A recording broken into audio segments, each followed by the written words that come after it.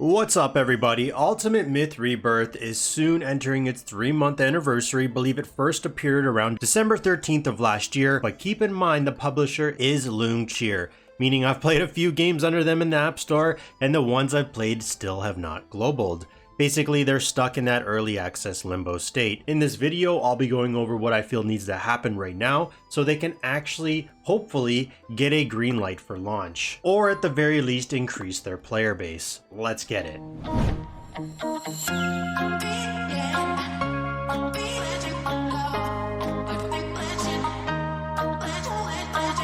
So before breaking this video down into 3 categories, I just wanted to give a brief backstory on my experience of playing games published by Loongcheer. So what I like to do for game information is use the website appmagic.rocks. Basically, you can search up a game on the App Store, whether iOS or Android, and it will show revenue and downloads if it's globaled, when the app appeared, and other sort of useful stats. So if we look at Legend of Kingdoms Idle RPG, you can see it first appeared on October 2nd, 2024, and it's still in early access. So that's soon to be 5 months without global, with the last update / fix on February 24th, 2025, so it's pretty recently, meaning it's at least still active.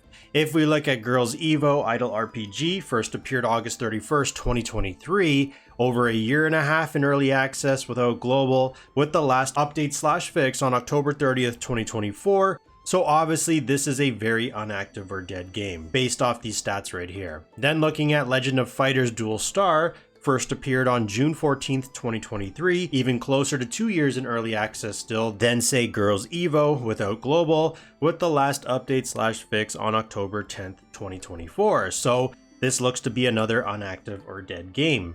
And finally, the current game I'm playing and you're playing, of course, since you're watching this video, UltimateMyth Idle RPG or UltimateMyth Rebirth.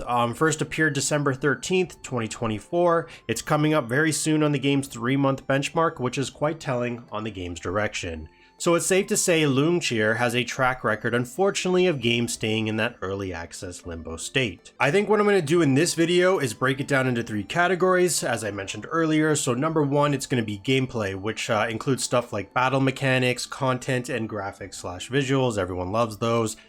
2 being resources, meaning how's the grind? What areas can be reassessed for a more consistent progression rate? And 3 being optimization, meaning how stable is the current build and where the game can improve, such as quality of life fixes. Heading into category number 1, so that's going to be gameplay. A quick rundown would be it's good, but it could be better with what I feel are a few easy fixes. So right now in the game, if we go over here to tower, just so I can show you the general layout, then we go into the main tower, and then we click on challenge. Go to my first team. Okay, so right now in the game, you run a main team of 4 heroes. So that's going to be 1, 2, 3, 4, at least in this current setup that I'm using. And then your leader, which is the ranger leader right there. Pretty common besides the leader part, because no matter what game mode, a leader has to be in your team. There's 3 leader options currently. You have the ranger, tank, and assassin. Each performs a different role, and you're going to build according to your playstyle. Eventually, I thought you would be building all 3 up, since there are multi-team game modes like you can see on the screen. 1, 2, and then 3. So each team is going to need a leader, but the game is weird where most of these multi-team game modes, if your first team wins, it continues on, or the second and third team of enemies are very weak. I would say right now, based off my progression, if I'm looking at tower specifically, the first team is weaker than the second enemy team, so you're going to need to have 2 strong teams. Because I'm currently at a high floor, now I need to start worrying about a third team because the enemy power is getting quite high. As you can see, it's 27 million right there. But for the majority of people watching these videos, I would say right now, you really only need 1 invested leader, and the second can be sort of as you go. I don't see any use for a third at this moment until you reach like late / I guess you can say end game. So my assassin leader right here that I've just neglected on this account fully, I'm going to have to start putting some stars on him as well. Or if we back out and go to the main screen and we go into the current Celestial Realm PvP game mode that's ongoing, which is the Twin Dragons. If you look at, like, let's just say if I look at my defense, I have to make 3 teams with another partner, but it's different because 1 team can't beat all 3. So these are really the only exceptions that I've found so far. As for the battle mechanics, let me just click on events. And then I'll just go into the illusion trial, the drill down, And currently this is the team that I've been experimenting with. The battle mechanics I feel can't really be changed much due to how it's set up. The attack order is dictated by the positioning, which can also determine which enemy that hero attacks. So in this example, this hero right here is going to go first, then second, then third, then fourth, then fifth. This also determines the ultimate use order, unless the enemy applies some form of like CC, which is crowd control, like stun, freeze, or has an energy reducing skill. The speed at the top, so this number be 2205. This is your lineup's overall speed. If it's higher than your enemies, then you attack first. Other games, for example, might allow you to turn on and off your hero's ultimates or allow you to manual their ultimate. This game does not. There's also a combat speed. If I click on battle right here, if I click on speed, there is a combat speed of 8 times. There's a status button as well, which will allow you to see the current buffs and debuffs on your heroes and the enemies, which you can click to see a description. So say I want to click this right here, it's going to tell you what's going on. I do think this is a positive. However, one suggestion I would like to see addressed in an update or updates is when viewing this status button, the combat pauses in the background. Currently just continues and gets hectic with animations going on the screen. It goes over the overlay. So when I'm trying to understand what some of these buffs and debuffs actually do, it gets quite confusing. Or the battle that I'm currently doing, I either win or lose before seeing what's actually happening. Like you can see the boss right here has so many either buffs or debuffs going on. I just kind of want to read them, so I would like a pause feature. I think this is one of those you either like it or you don't situations. I personally don't mind it. Have I seen better systems? Yes, but in my opinion, this isn't one of the game's core issues. When I play these idle gachas, for me, I'm not looking for an insanely in-depth combat system. This would be more for those like free roam, boss fight mechanics such as like solo leveling or rise. I'm older now, my attention span isn't as dedicated, so for me, less is better. Let me just skip this right here, go back. Content wise, I think this game has a good amount going on. Boss game modes I enjoy the most, like what I'm showing you right here. I've always favored PvE, specifically bosses over PvP content. So this is a determining factor for me to continue on with the game. The main game mode for me would be if we go to the Void, Celestial Realm. It's going to be your Celestial Hunt. There's going to be 3 different bosses that rotate, each with their own mechanics. I enjoy them. That's really all I can say is hopefully they add more or maybe add in a difficulty scaler that allows you to maybe add in more elements. I know there's a leaderboard already you can see right here, but you can still have this. But just for the players who want to buy like maybe extra gold chances, they can add in these elements to boost their current ranking reward. So like the stuff you see down here. The other would be what I just showed you, the illusion trials. So if I go to the events, the illusion trial, there will be a specific hero you can include in your setup to gain a 50%, as you can see right here, damage buff. And I like for this because of that drill option I showed earlier. Basically, you can come here and just play around with various setups to see damage outputs, what heroes synergize better with others. The game also has your, if we back out of here, just go to the main screen. It also has your typical idle gacha content like tower regular. If we go back here, we go to Realms Tower, you have your regular in the middle, you have your faction on the outside. They still haven't unlocked the God/Demon, which are right here, even though it's clearly visible, so I really hope they do this sooner rather than later. There's more than enough God/Demon heroes in the game right now to fill a team, considering one spot is always going to be your leader. I'm actually just kind of curious what some of the faction deals are going to be. Like you have your regular faction ones as you see on the screen. I wonder what the God/Demon ones would be. It has Dragon Trial, it has your dungeon, which is your netherworld, guild activities, campaign, mini games, events, etc. Nothing out of the extraordinary, but for me it's enough to keep me interested. Just hope they expand by adding new stuff or increasing difficulty of the current for more rewards. Visually, the game is my aesthetic. I'm tired of the same old like anime girl mobile games. I like the hero models. Like if we click on hero and we'll just go into gallery for a second.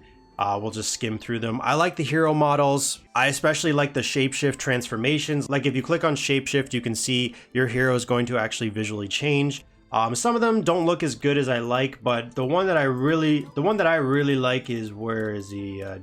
Demon Chi. Like this is what he looks like originally. Then if you unlock his shapeshift, you click this. I mean, come on, that looks awesome. Heading into category 2, and that's going to be resources. So because I have multiple accounts, 2 free to play and 1 spender, this is what you see on the screen is my spender, of course. I like to think I have a good idea about the game's progression. So it's no secret in mobile games, free to play will take longer to achieve higher combat power, invested roster, etc. But I find this game's grind to be more or less on par with the idle gachas in the market nowadays. The most noticeable and slower to build up resources are If we click on leader, it's going to be these ones at the bottom right here for improving your leader's reborn level. So that would be XP, copper, and then purple key. You can't see it right now. Different games call this different things, but it's the same thing, and it goes up and down of what you need more depending at what stage you're at. Like once you reach Saint Reborn, which is this right here, if I click on the icon, it goes Reborn 9 into Saint. It's all about needing XP. That's what, at least what I've found. Since you need to infuse 5 times, you can see 1 of 5, and then once you get to that 5th, that's when you need the purple key, and that's only to give you 1 level. So the purple key will naturally stack up due to waiting. I can't see them improving this because there's many ways to get these from events or exchange rewards, buying up fast reward chances, etc. So this will be something that's inevitable, bound to be a slowdown in any game unless you further spend money. God/demons, like if I open up my roster, talking about like say Demon Quillen, Demon Chiyu, Demon Hu Yi, all those special ones. Like if I go into the gallery, you have your gods at the top right here by this icon, by the faction icon. Then you have your demon heroes by the faction icon at the top right here. They are the rare factions in the game, harder to get, meaning harder to build. They require duplicates, no hero food other than that for the startup process.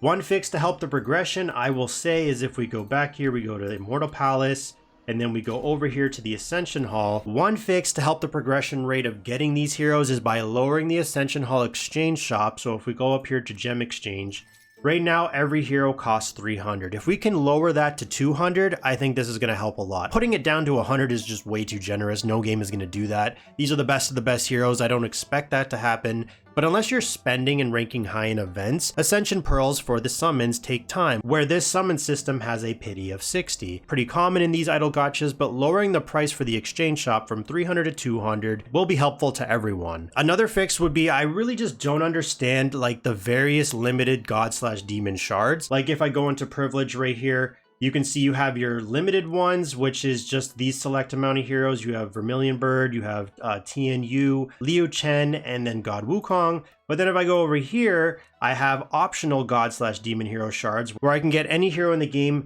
minus the recent 2 new heroes, which would be God Erlang, and then I forgot this hero's name. Where is it? I guess that would be God Shiju. Then say if I go to Spring Day, which is the event, the seasonal event ongoing right now, I go into Breeze Shop. This one right here, I did buy it, but I will put a screenshot up. It only has a select number of god/demon heroes in it.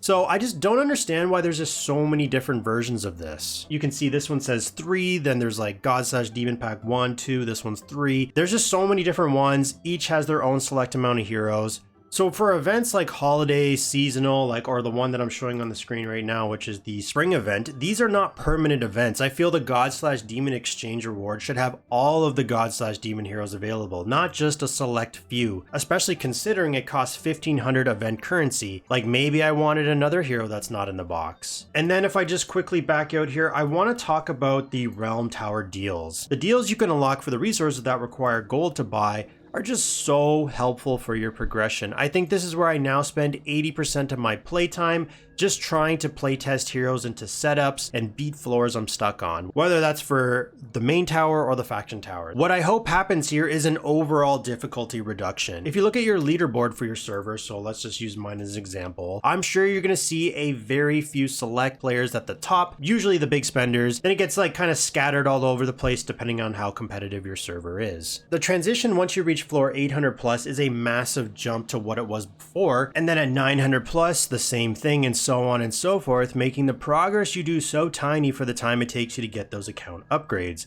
I sometimes honestly go days without even touching this. I feel this is one of the game's worst progression rates and definitely needs to have the difficulty scaling looked into. This would at least give me some incentive to come in here, because if I look at my Realm Tower deals, being every 50 floors, I barely ever get to these. I just recently got the 1050 deal, but based off how long it actually took me to get here, I'd say I won't even see this floor 1100, so this deal right here, for maybe about a month to a month and a half.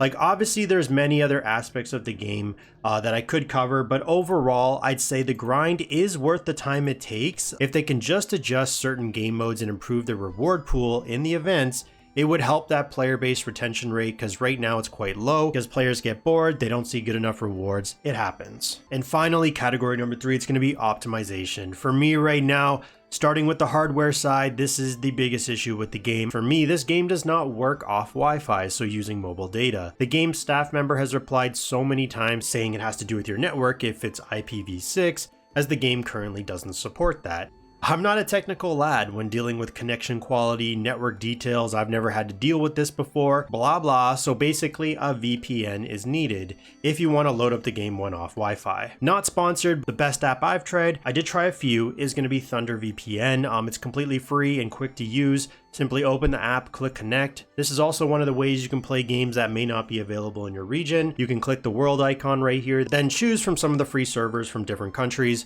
More is available if you support them and buy the monthly, weekly, or yearly plan.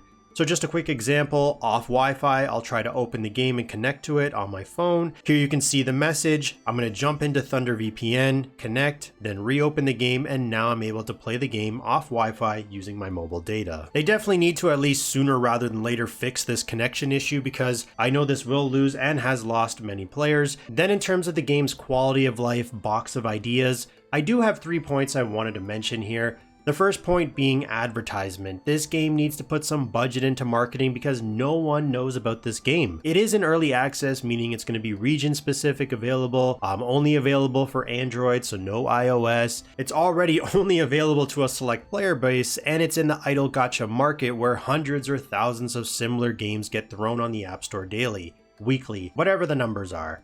If the game isn't put out there for people to see, besides the off chance of getting it recommended like it did for me in the App Store, then it's a very simple formula. If players don't see it, players won't join, and some of those players who would have joined would have been spending to help fund the game, so we can continue to play and see it evolve. The second point is going to be resets, oh my god, reset availability. Holy smokes, this is definitely one of the games I've played that just frustrates me. 80%, maybe 90% of what you want to reset, you can't. This is going to lead to cookie cutter accounts all building the same way because everyone is scared to venture into the unknown without knowing if it's better than what everyone else is already doing. For example, if we go to the heaven and I go into the sect, which is your guild, and I go into those, let's say, guild class skills, these give a good amount of stats. You know, you have your tank, fighter, you have your ranger, assassin, and supporter. You can't reset these. So right now I'm heavily focused into ranger, so that's why mine is at level 21. But I can't go further until I bring all the other ones to level 21. But